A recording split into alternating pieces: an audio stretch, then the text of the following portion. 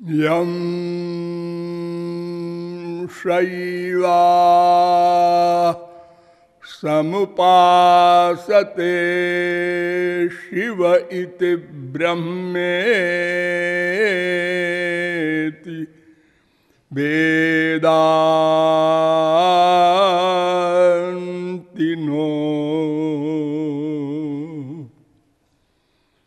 बौद्धा बुद्ध इति प्रमाणपटवः कर्तेति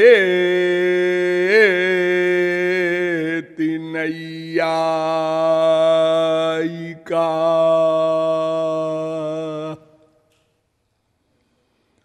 अरहन् नित्यथ जैन शासनरता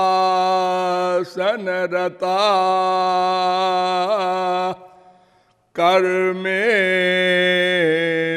मीमांसका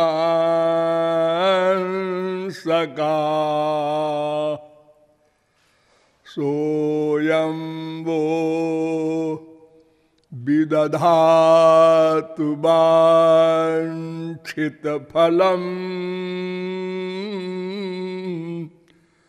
त्रैलोक्यनाथो हरि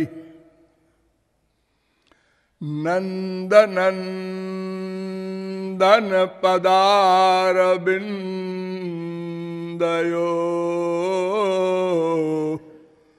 स्यन्दमान मकरन्दबिन्दवः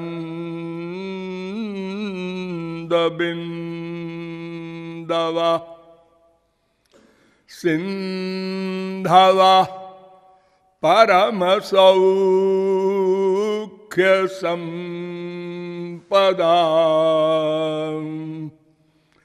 नन्दयन्तु हृदयं ममानिशम्।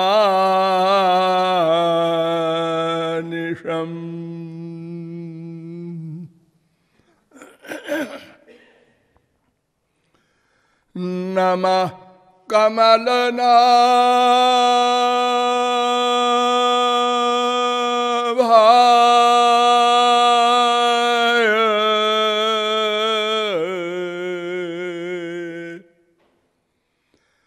नमः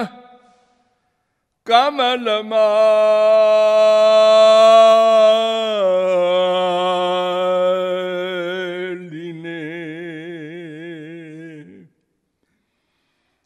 नमः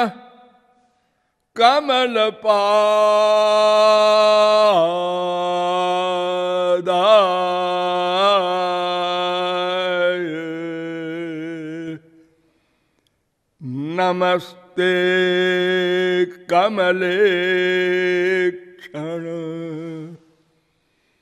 यो ब्रह्माणं विदधाति पूर्वं यो वै वेदांश्च प्रहिणोति तस्मै तग्वंहा देवमात्मबुद्धिप्रकाशं मुमुक्षुर्वै शरणमहं प्रपद्ये।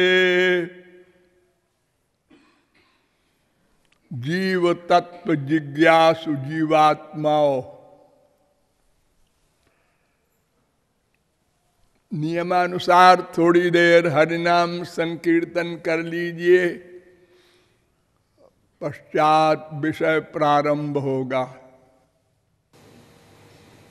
भजो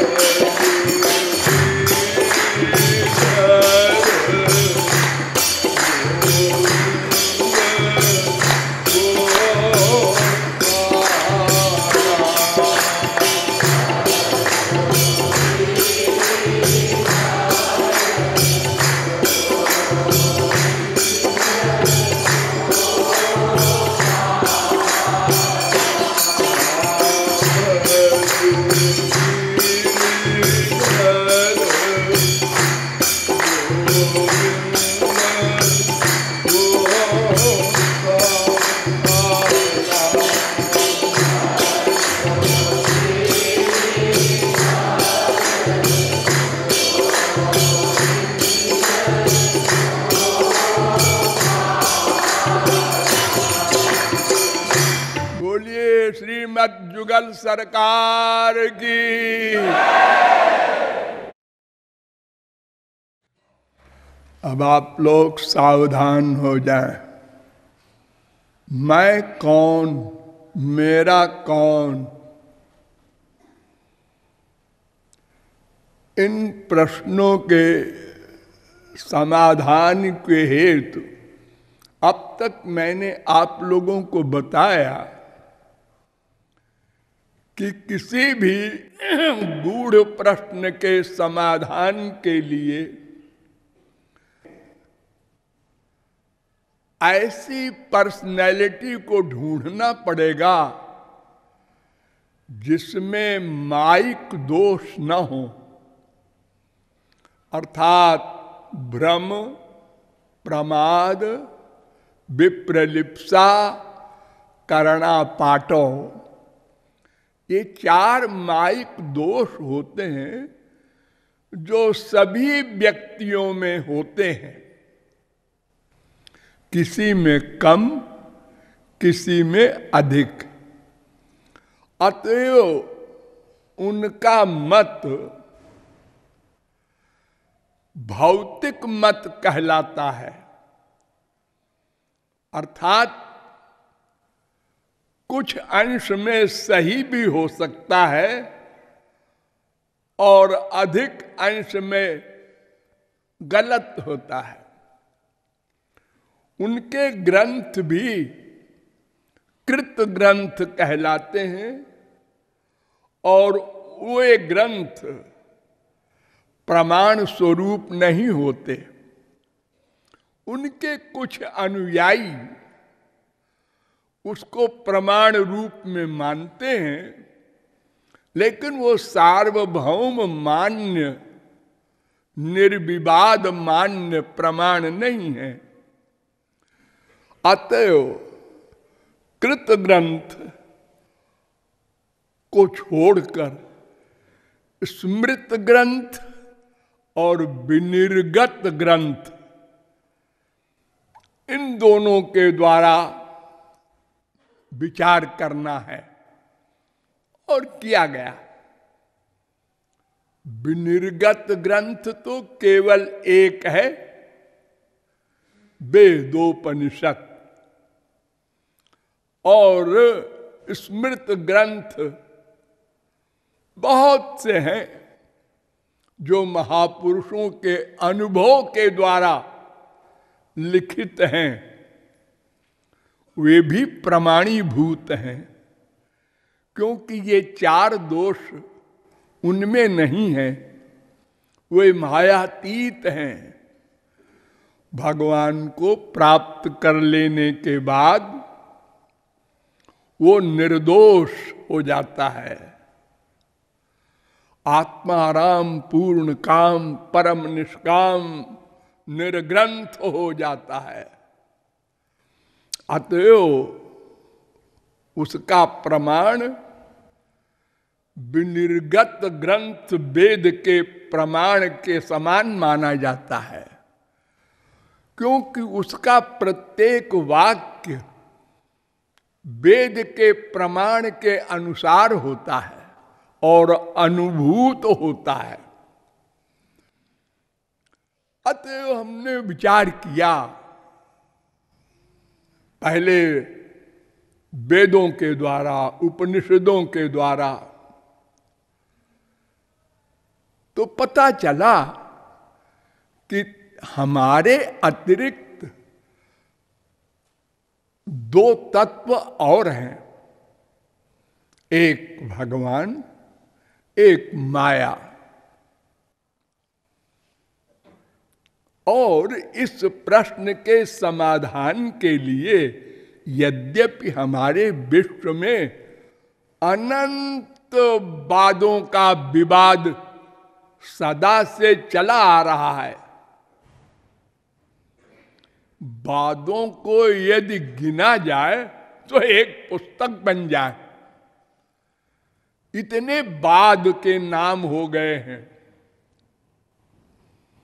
अरे और तो और, जो हमारे भारत में मान्य वैदिक वाद है, इसमें भी सैकड़ों वाद हो गए हैं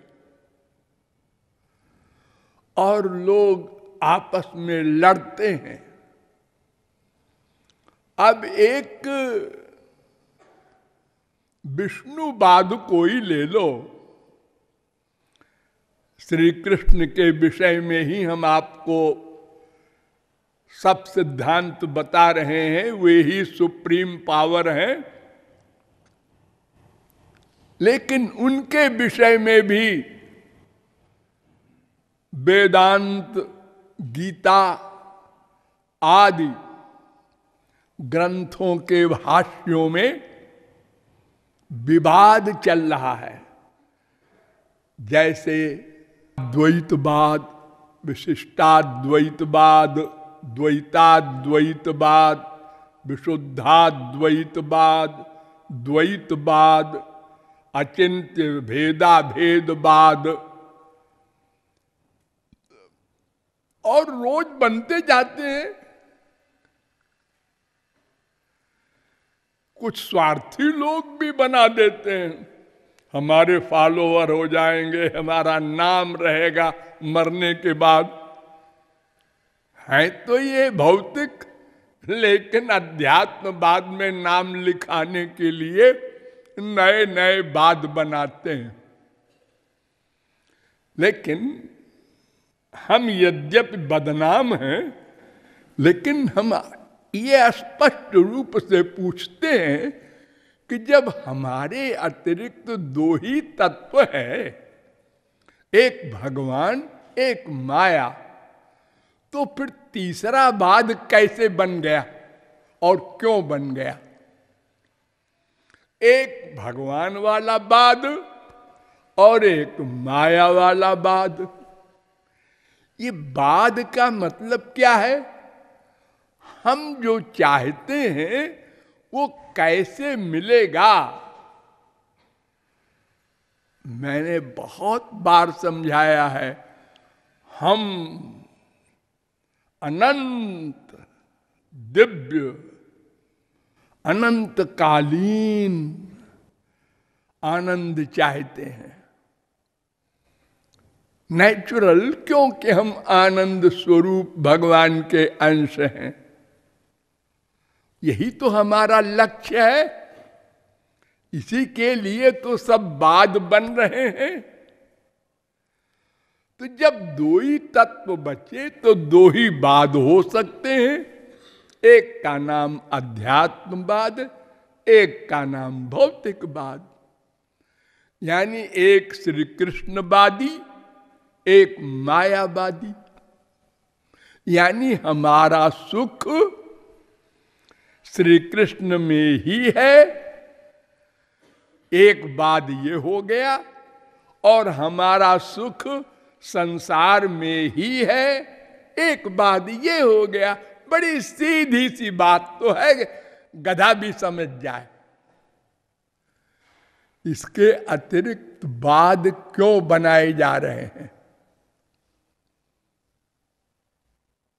और अगर किसी के नाम से वाद चलते हैं तो फिर भौतिकवाद में भी अनंत जीव हुए हैं, होंगे, इनके सब के वाद बन जाएंगे। और अध्यात्मवाद में भी अनंत महापुरुष हुए हैं, सब अपने अपने नाम से वाद चला दे। जैसे शंकराचार्य का वाद चल रहा है, शंकराचार्य का वाद क्यों चला रहे हो? उनके शिष्यों से पूछो। वो आदि जगत गुरु शंकराचार्य, क्या वो सृष्टि के आदि के हैं? उनके गुरुजी नहीं थे? थे। हाँ, तो ये गुरुओं की परंपरा कहां से शुरू हुई?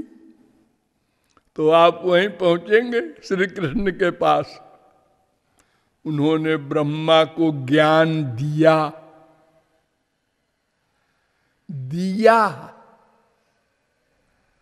ब्रह्मा पैदा तो हो गया भगवान की नाभि से, लेकिन वो यही नहीं समझ सका मैं कहां से आया। उसी नाल में समाधि के द्वारा घुस गया पता लगाने को, और हजारों वर्ष पता लगाता रहा। तो ताम नाध्य गच्छत, संवत्सर सहस्रांते धिया योग विपक्वया 3-6-38 भागवत।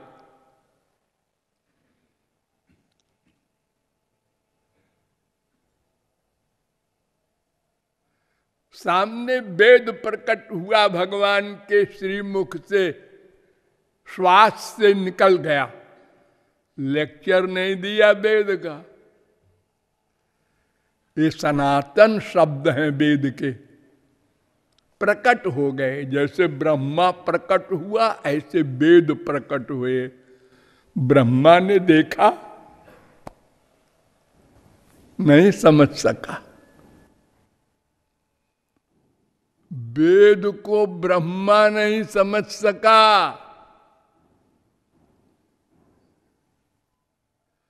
और आजकल बड़े बड़े भौतिकवादी चैलेंज करते हैं इस वेद मंत्र का यही अर्थ है। ऊट पटांग अर्थ किए जा रहे हैं अपने अपने स्वार्थ सिद्धि के लिए।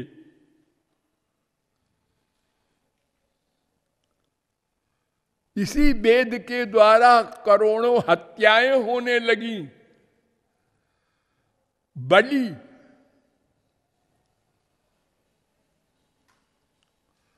तो बुद्ध का अवतार हुआ और भगवान ने कहा वेद ओद कुछ नहीं होता।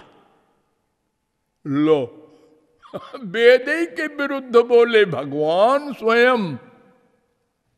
क्यों? इसलिए कि उसी वेद को आधार मान करके लोग हिंसा करने लगे। आज भी बहुत से मंदिरों में भैंसे बकरे काटे जाते हैं। निर्जीव निरीह जीवों की हत्या होती है। इससे देवी जी, शंकर जी, गणेश जी, खोपड़ा जी खुश हो जाएंगे। अरे तुम ही तो एक दिन पशु बने थे। अगर तुम्हारे गर्दन पर कोई तलवार चलाता या चलाया होगा तो कैसा लगा होगा? इससे भगवान खुश होंगे। तो वेद के अर्थ करने वाले आजकल अपनी अपनी चित्त वृत्ति और अपने अपने लक्ष्य के अनुसार अर्थ कर रहे हैं। आगे भी करेंगे, कौन रोकेगा? तो ब्रह्मा नहीं समझ सका। तो तेने ब्रह्म हृदय आदि कवये मुह्यंत यत् सूरया, भागवत के पहले ही लिख दिया। उन भगवान ने अपनी योग माया की शक्ति से ब्रह्मा को वेद ज्ञान कराया। तब ब्रह्मा ने और अपने बच्चों को वेद ज्ञान कराया। बच्चों ने अपने बच्चों को, बच्चों ने अपने बच्चों को, और इस प्रकार कराते कराते कराते कराते कलयुग आया। तो इसमें शंकराचार्य को कराया गोविंदाचार्य ने, फिर शंकराचार्य ने अपने शिष्यों को कराया। तो ये शंकराचार्य के अनुयायी क्यों कहते हो हमें? तुम वही बोलो ना, हम भगवान श्री कृष्ण के अनुयायी हैं। ये निर्गुण निराकार ब्रह्म का स्वरूप श्री कृष्ण का ही तो है, कि और कोई बन गया निर्गुण निराकार ब्रह्म? ये ज्ञान मार्ग माने क्या? भगवान का भक्त, और भक्ति मार्ग वाले का नाम भी भगवान का भक्त। मैंने आपको बताया था ना, भगवान के दो रूप हैं, एक निराकार एक साकार। अरे आपके दो रूप हैं भगवान की, छोड़िए। एक आप निराकार हैं जो मां के पेट में आ जाते हैं शरीर में, और इस शरीर से फिर चले जाते हैं। उसी को आप लोग कहते हैं वो चला गया, वो मर गया। तो ये जो मैं है जिसके बारे में हम इतनी बड़ी विवेचना कर रहे हैं, ये निराकार ही तो है, लेकिन साकार शरीर धारण करके, और वो भी एक दो नहीं 84 लाख प्रकार के, जलचर भेद, भूचर, खेचर, उद्भिज, स्वेदज, अंडज, जरायुज। देखो कितने विचित्र विचित्र शरीर वाले जीव हैं। निराकार हैं सब, वो साकार शरीर धारण किए हैं। तो भगवान के बारे में कुछ लोग कहते हैं, अरे भगवान तो बस निराकार है, रह सकता है, वो साकार हो ही नहीं सकता बेचारा।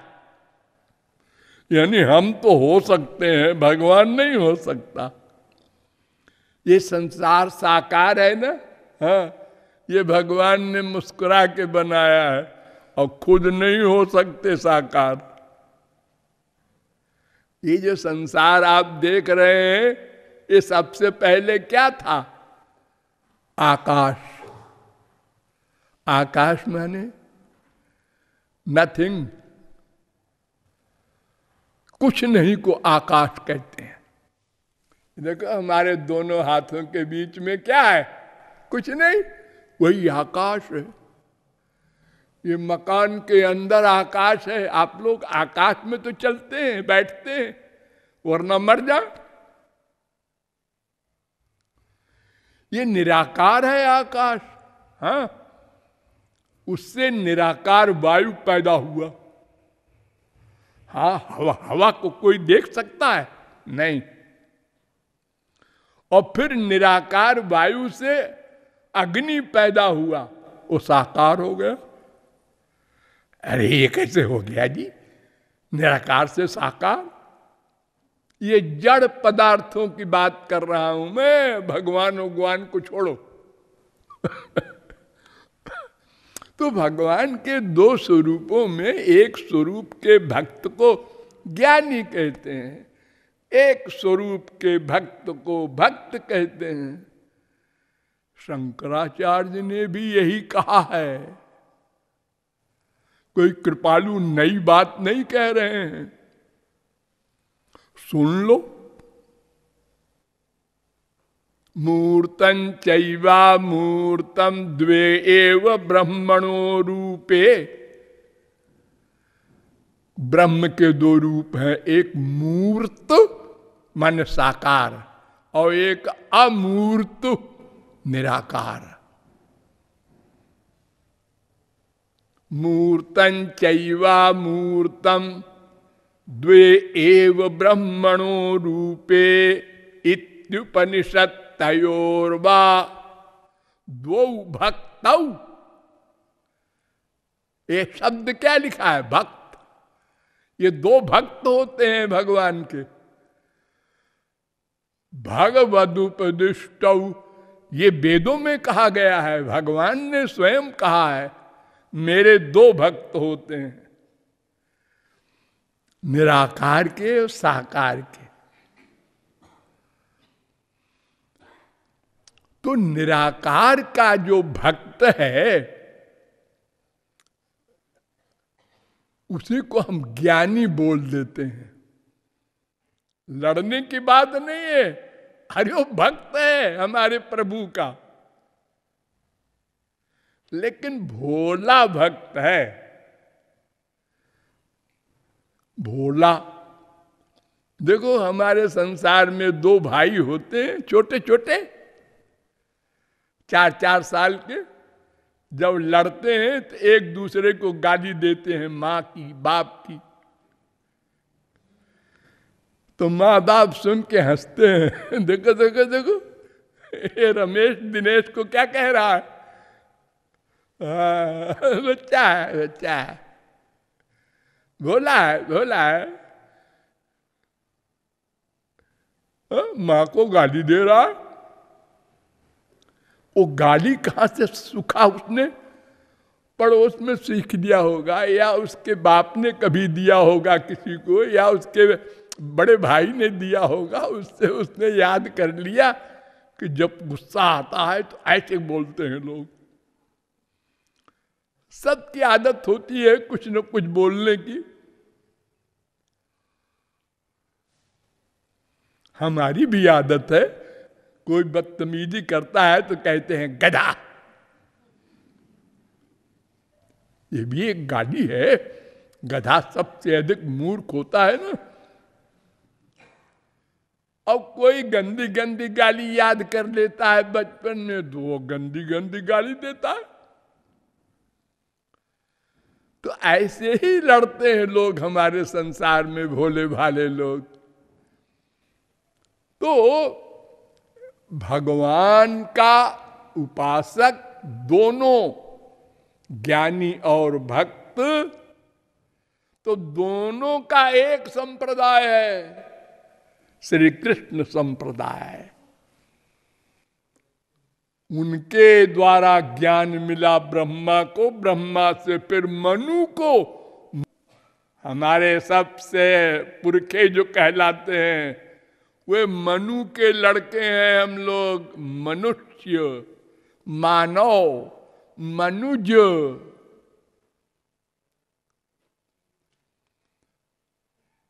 अब दूसरी संप्रदाय जो है वो माया की है। माया को भूत भी कहते हैं।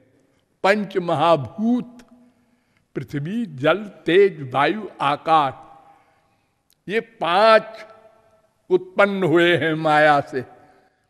फिर इनसे तमाम सब कुछ उत्पन्न हुआ। इतना शरीर जो आप लोग देख देख के विभोर होते हैं, ये इसी मिट्टी से बना है। क्या कमाल है, ये मिट्टी, हाँ यही मिट्टी।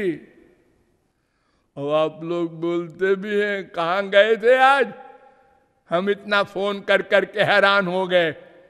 वो पड़ोसी मर गए थे, उनकी मिट्टी में गए थे। अरे वो मिट्टी है। कल तक तो अरे वो भीड़ होती थी पीएम के देखने के लिए।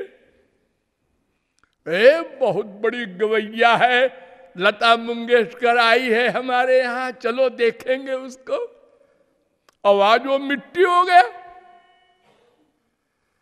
हाँ, ये किसने बना दिया ऐसा सुंदर शरीर, इतनी सारी उसमें चीजें। ललाट में बाल नहीं आएंगे, गाल में पुरुषों के आएंगे, स्त्रियों के नहीं आएंगे। वाह वाह वाह, क्या कमाल है। इतने शरीर के अंग बना दिए, बनाने वाला कोई नहीं। लोग कहते हैं नेचर ने बना दिए। नेचर ने, तुम्हारा नेचर बड़ा सर्वज्ञ है जी, बड़ा काबिल है। हमारे भगवान का ही पर्यायवाची शब्द होगा। तो हम तो ठीक है, हम रामाय कृष्णाय नमः कहते हैं, नेचराय नमः भी कहा करेंगे। और अगर वो नेचर जड़ है तो फिर अपने आप कैसे इतना बड़ा कमाल हो गया? ये बाहर की मिट्टी हम देखते हैं, हाँ, कहीं किसी ने देखा है इस मिट्टी को शरीर बनते?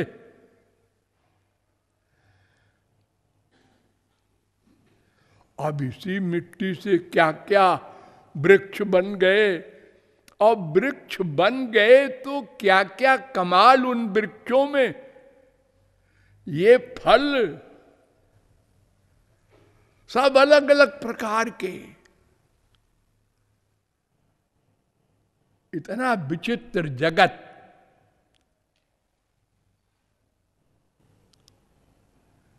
ये भगवान ने हमारे लिए बनाया, लेकिन हमारे शरीर के लिए बनाया है। हम दो है ना, एक निराकार हम, एक साकार शरीर वाला हम। तो शरीर के लिए संसार, हम आत्मा के लिए परमात्मा। और हमने गलत समझ लिया, शरीर के लिए संसार के बजाय आत्मा के लिए संसार कर दिया, और शरीर को कर दिया भगवान के लिए कर दिया। तो इसलिए रसना से तो बोलते हैं हरे राम राम राम हरे हरे। और अंदर वाला जो मन है वो संसार में उसका अटैचमेंट है, गंदी चीज में अटैचमेंट है।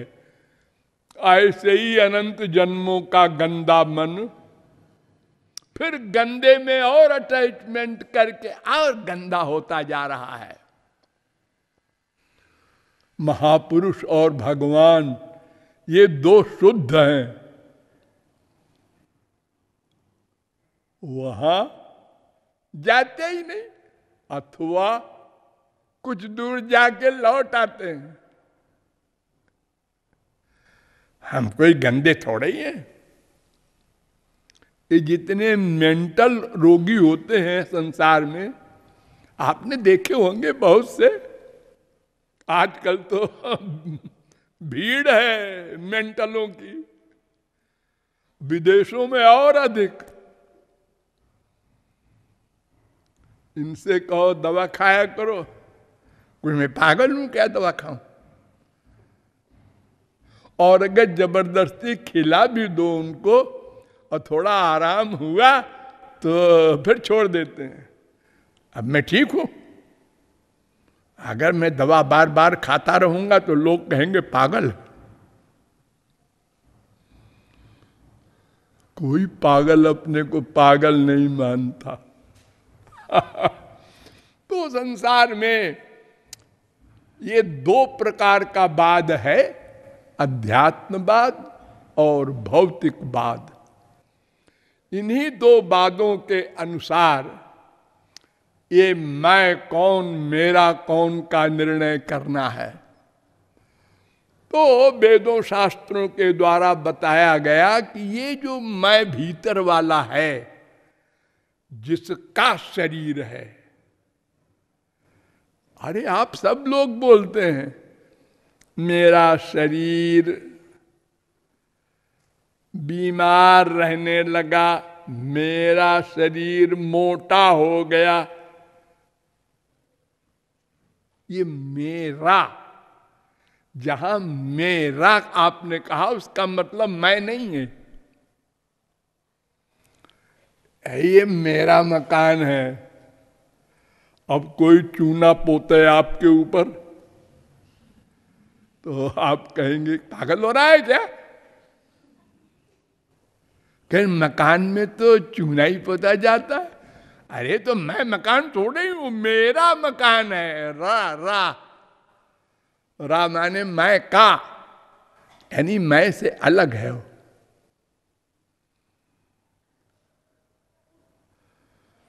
सब यही शब्द बोलते हैं मेरा मेरा मेरा। जहां तक मेरा बोल रहे हैं वो मैं नहीं है। तदर्थ आपको शास्त्रों वेदों के द्वारा बताया गया कि इस मैं का नाम जीव है। वेदों में, शास्त्रों में। क्यों? इसलिए कि ये स्वयं जीवित है और शरीर को भी जीवित रखता है,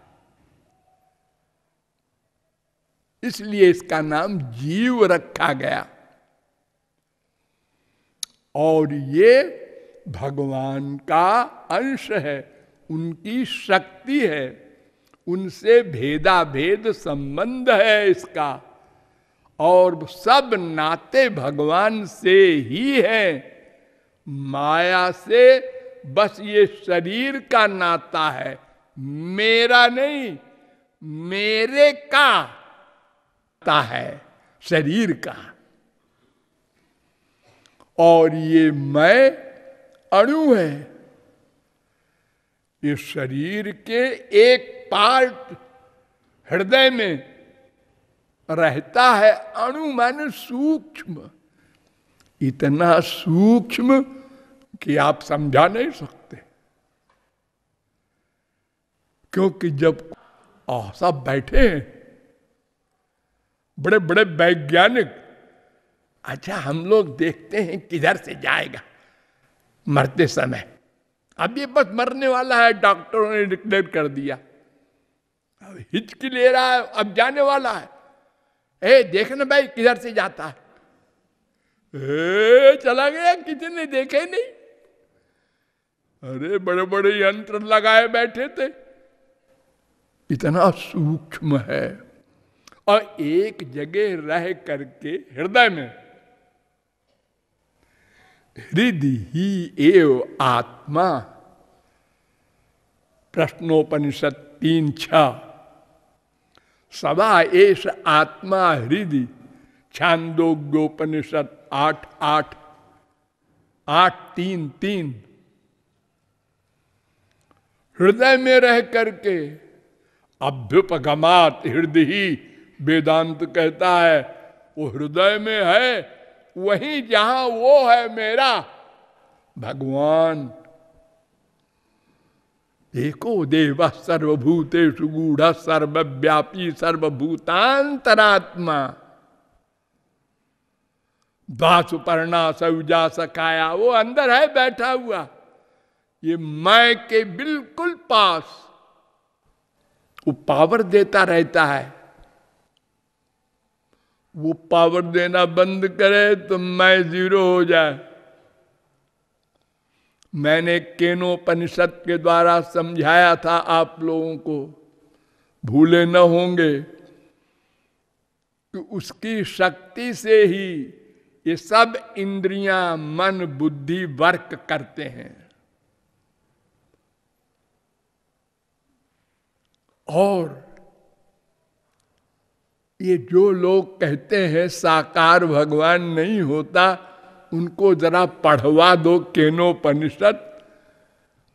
वो जो 3:1, 3:2, 3:3, 3:4, 3:5, 3:6, 3:7, 3:8, 3:9, 3:10, 3:11, 3:12, इतने मंत्रों में जो बताया गया है कि एक यक्ष शरीर धारण करके आया था और उसके पूछने गए थे अग्नि देवता, वायु देवता और इंद्र देवता, वो कौन था? तो मालूम हुआ वही भगवान था। और उसने बताया था, देखो जी, मेरी शक्ति देने से तुम लोग अपना अपना काम करते हो, मुझको चैलेंज न करना, नहीं तो अग्नि जीरो हो जाएगा, वायु जीरो हो जाएगा, सब जीरो हो जाएंगे। अनंत कोटि ब्रह्मांड का प्रलय हो जाता है।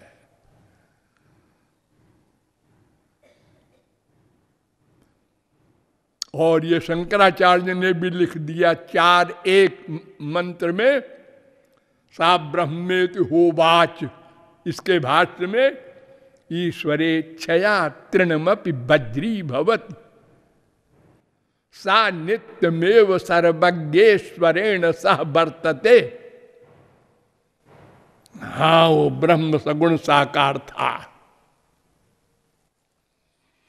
तो तो वो हमारे हृदय में हम रहते हैं और हमारा असली नातेदार। ये क्वेश्चन है ना, मैं कौन मेरा कौन, तो मैं प्लस मेरा दोनों एक जगह रहते हैं। और देखो, ये खाली मनुष्य शरीर की बात नहीं कर रहे हैं। सर्वभूतेषु एको देव सर्वभूतेषु गूढ़ा। कुत्ते बिल्ली गधे में सर्वत्र जैसे मैं हूं, ऐसे वहां भी वही आत्मा है सूक्ष्म, और वहां भी भगवान साथ बैठे हैं। कुत्ते में भी, हाँ, गधे में भी, हाँ, सुअर में भी, हाँ। अरे अवतार ले लेके आए हैं सुअर वगैरह के। भगवान गंदगी से डरते नहीं है। अरे भगवान तो जिसको मिल जाए वो अशुद्ध शुद्ध हो जाए। भगवान को, महापुरुष को अशुद्ध अशुद्ध नहीं कर सकता, अशुद्ध शुद्ध हो जाता है। जैसे आप करंट अगर किसी तार में है बिजली का, आप छूते हैं, आपके शरीर में आ गया। अब आपको जो पकड़ेगा उसको भी आ गया। तो महापुरुष भगवान दोनों एक हैं। तो सबके हृदय में भगवान हैं। वो कभी एक सेकंड को साथ नहीं छोड़ते। श्वेताश्वतरोपनिषद 6:11, गोपाल तापनीयोपनिषद में भी ये मंत्र है 18। तो भगवान हृदय में रहकर सारे शरीर में चेतना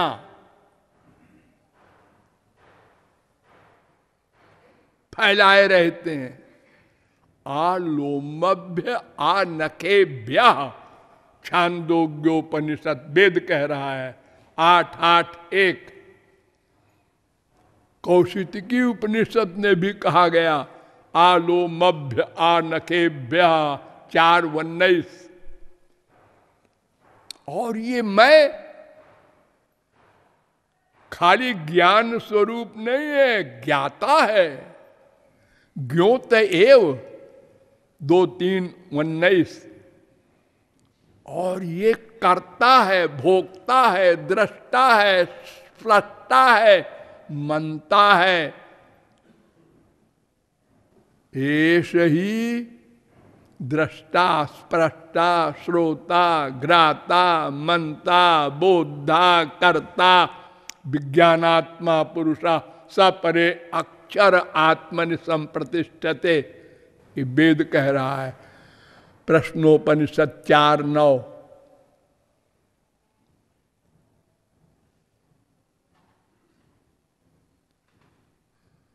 कर्ता शास्त्रार्थवत्ता 2:3:33। तो ये मैं ऐसी पर्सनैलिटी वाला है, लेकिन भगवान का अंश हो, अनादिकाल से मायाबद्ध है। इसलिए अनादिकाल से कर्मबद्ध है। इसलिए अनादिकाल से जन्म मरण और 84 लाख के भ्रमण से युक्त है।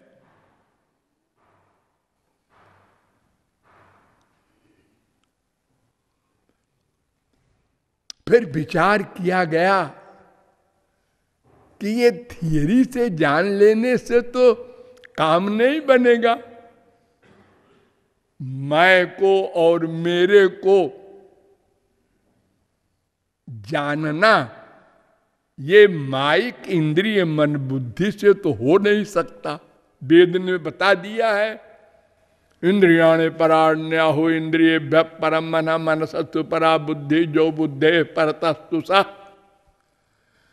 गीता 3:42 इंद्रियभ्य परार्थार्थेभ्य परम मना मनसस्तु परा बुद्धिर्बुद्धिरात्मा महान परा महता परम अव्यक्तो अव्यक्तात् पुरुष परा पुरुषान्न परम किंचित सा काष्ठा सा परागति।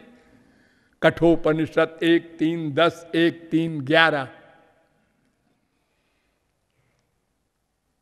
तो फिर वेदों ने कहा कि हाँ ठीक है, कोई नहीं जान सकता, ये तो ठीक है, लेकिन उसको जाना है अनंत जीवों ने।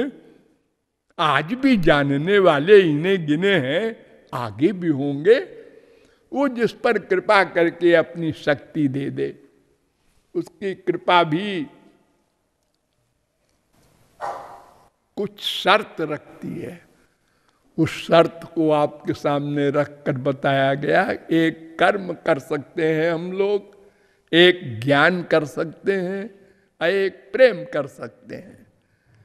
ये 3 चीजें हम लोग कर सकते हैं। तो कर्म धर्म जो वेद बता रहा है, वो अगर हम करें विधिवत, तो नश्वर स्वर्ग मिलता है। तो हमारा लक्ष्य नहीं प्राप्त हो सका, माया निवृत्ति या भगवत प्राप्ति। तो फिर ज्ञान का अवलंब लिया गया। उसमें भी अधिकारित्व तो इतना बड़ा है कि हम किसी भी प्रकार इस कलयुग में तो अधिकारी बन नहीं सकते। और अगर सतयुग वगैरह में बने भी है अधिकारी, तो मार्ग से गिर गए हैं।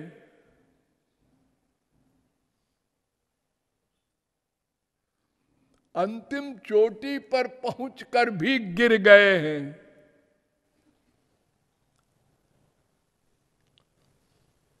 उनकी 7 भूमिका मानी गई है: अज्ञान, भ्रांति, आवरण, अपरोक्ष ज्ञान, परोक्ष ज्ञान, दुख निवृत्ति, तृप्ति। ये 7 भूमिका लांग भी गए जो ज्ञानी। 1-2 जन्म में नहीं, जन्मांतर सहस्रेषु। अगर बाई चांस कोई पार हो गया तो आरुह्य कृच्छ्रेण, बड़ी कठिनाई से, ब्रह्मा कह रहा है, परम पदम ततः पतन्त्यधो नादृत जुष्मदंग्रया। फिर पतन हो जाता है। 10:2-32 भागवत।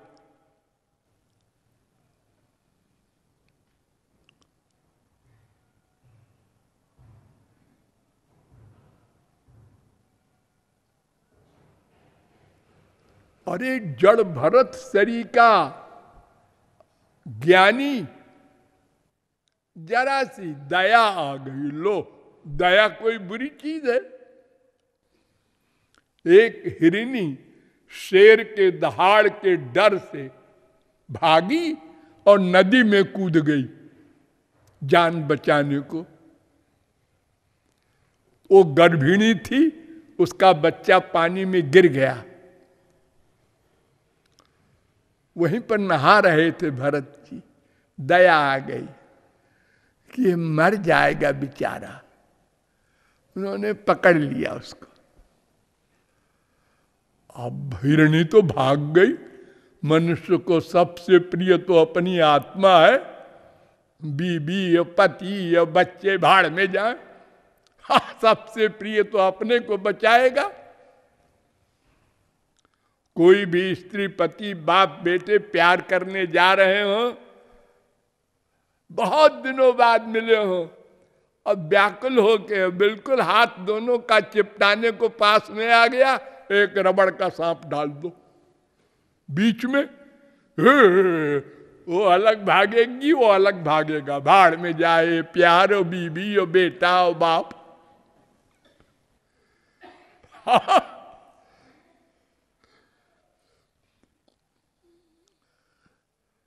तो भरत जी ने उसको पाल पोस लिया और अपना हमेशा साथ लिए घूमे। और तो छोटा बच्चा जो होता है, चाहे गधे का हो, अच्छा लगता है, उसकी हरकतें अच्छी लगती हैं, भोलेपन की।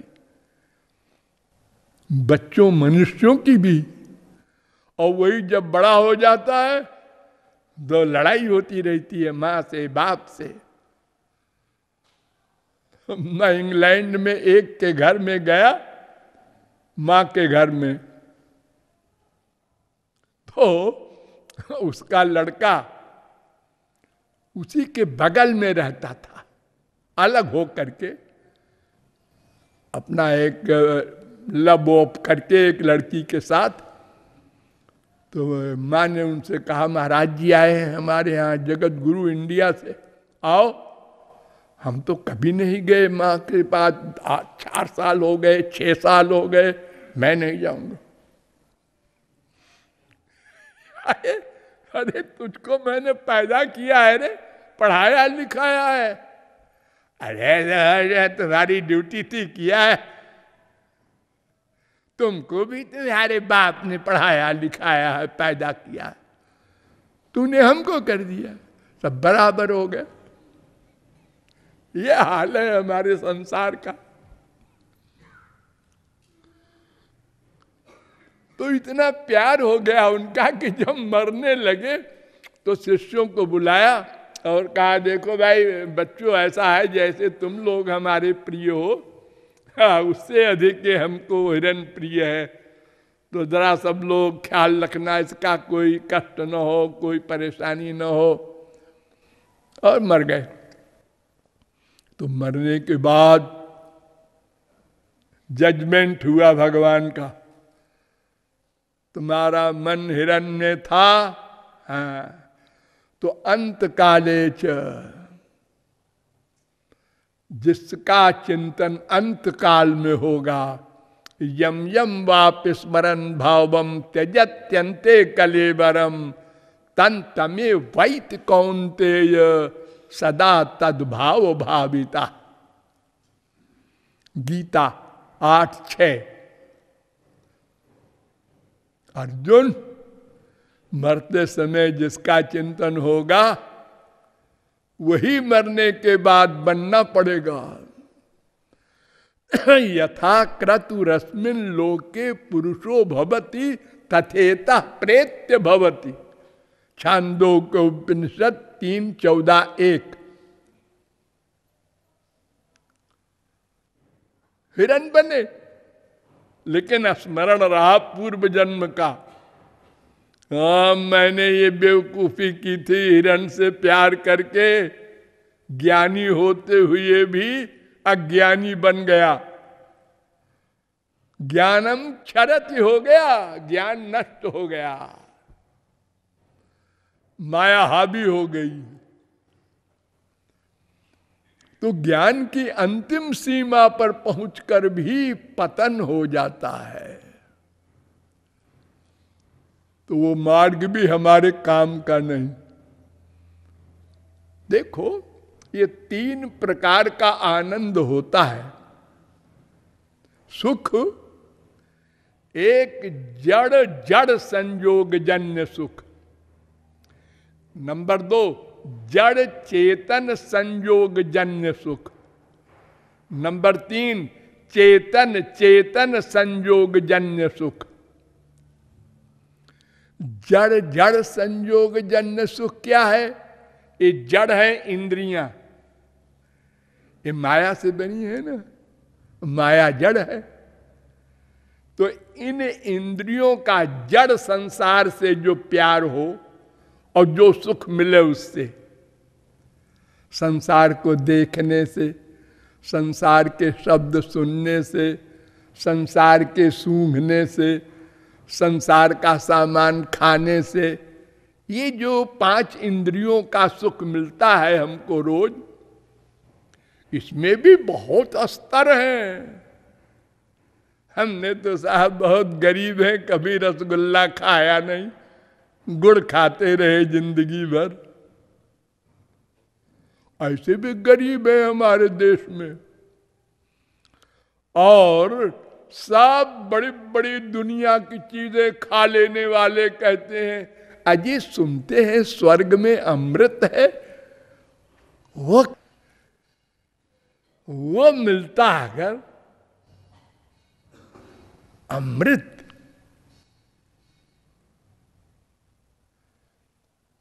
और जिनको अमृत मिल गया है वो कहते हैं वो जो गोलोक में है वो मिलता अगर,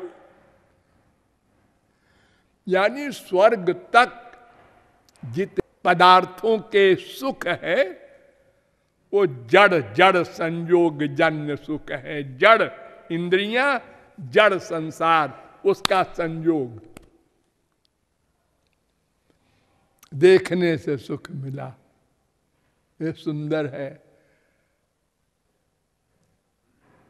सुनने से सुख मिला,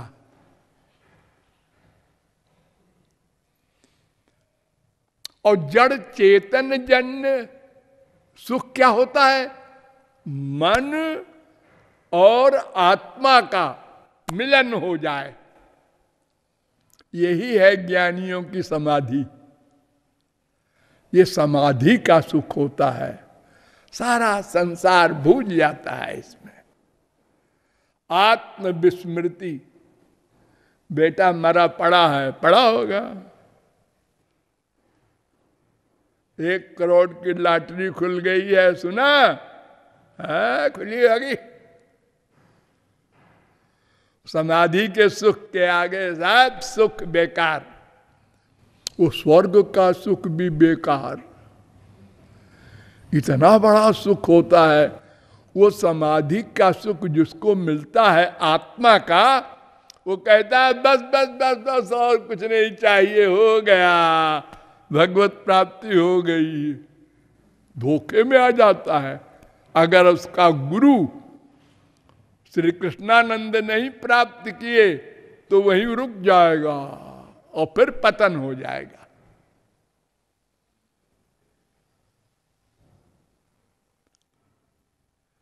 और दिव्य मन से दिव्य श्री कृष्ण का जो आनंद है, आत्मा का नहीं, परमात्मा का, और ये प्राकृत मन से नहीं, दिव्य मन से। 2 शर्त। ये जो ज्ञानियों को आनंद मिल रहा है तो प्राकृत मन का है ना, हाँ। तो क्यों जी, ये भक्तों का भी तो मन प्राकृत होता है, हाँ। लेकिन ध्यान दो, लेकिन अंतःकरण शुद्धि के बाद श्री कृष्ण अपनी स्वरूप शक्ति से भक्त के मन को दिव्य शक्ति देकर दिव्य बना देते हैं। तो क्यों जी ज्ञानियों को निराकार ब्रह्म अपनी शक्ति नहीं देता? निराकार ब्रह्म कुछ नहीं करता, वो तो एक पर्सनैलिटी है, इसलिए वो बेचारा वहीं रुका पड़ा है आत्मानंद में, ब्रह्मानंद नहीं पा सकता। पृथ्वी को लांग गया, जल को लांग गया, तेज को लांग गया, वायु को लांग गया, आकाश को भी लांग गया, इसके आगे अहंकार उसको भी लांग गया। ये मैं, ध्याता, ध्येय, ध्यान, ये 3 होता है ना। ध्यान करने वाला मन ध्यान कर रहा है ब्रह्म का, और जो ध्यान कर रहा है वो, ये तीनों खत्म हो गए।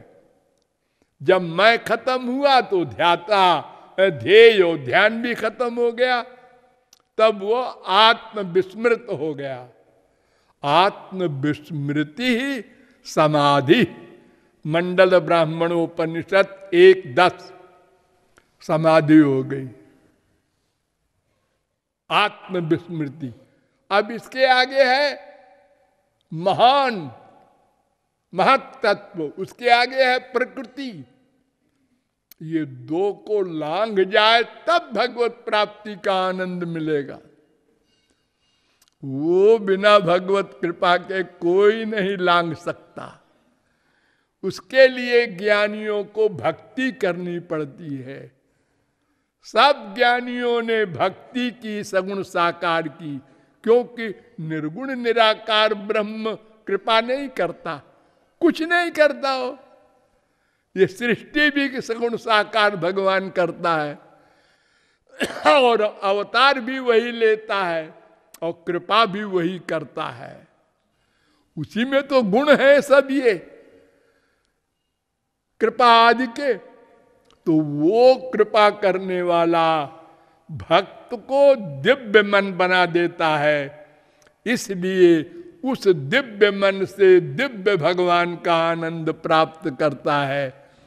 ज्ञानी को न तो मन दिव्य हो सकता है और न, ध्यान दो, महान और प्रकृति को लांघ सकता है। ये तीन आवरण होते हैं, असत्पादक आवरण, अभाना पादक आवरण, अनानंदा पादक आवरण। तो असत्वा पादक आवरण तो तत्व ज्ञान से मिट जाता है, थ्योरेटिकल ज्ञान से, और अभाना पादक आवरण प्रैक्टिकल समाधि से, ये जो मैंने बताया आत्मविस्मृति। लेकिन अनानंदा पादक आवरण ये भगवत कृपा से ही मिटेगा, तब ब्रह्मानंद मिलेगा ज्ञानी को। और भगवत कृपा तो श्री कृष्ण के द्वारा होगी, निराकार ब्रह्म के द्वारा नहीं। इसलिए ज्ञानी को न मोक्ष मिलेगा, ओ चतुर्मुखादीनाम सर्वेषाम भक्त्या बिना कल्प कोट भीर मोक्षो न विद्यते। त्रिपाद विभूति नारायणोपनिषद 8:1। करोड़ों कल्प कोई ज्ञानी पच पच के मर जाए, चाहे वो ब्रह्मा शरीर का ज्ञानी हो, बिना सगुण साकार श्री कृष्ण की कृपा के मोक्ष नहीं मिलेगा। क्योंकि वो महान और प्रकृति का उल्लंघन नहीं कर सकता, अनानंदा पादक का उल्लंघन नहीं कर सकता। वो माया है, माया के लिए भगवान का चैलेंज है, मामेव ये प्रपद्यन्ते माया में ताम तरन्ति ते, गीता 7:14। अतएव ज्ञान से हमारा काम नहीं बनेगा। और फिर कलयुग योग यज्ञ नहीं ज्ञाना, कलयुग में ये ज्ञान मार्ग है ही नहीं है। यही कलिकाल न साधन दूजा, योग यज्ञ जप तप व्रत पूजा। रामचंद्र के भजन बिनु जो चाह पद निर्वाण, ज्ञानवंत अपि सो नर पशु बिनु पूछ विषान। कोई नहीं ज्ञानी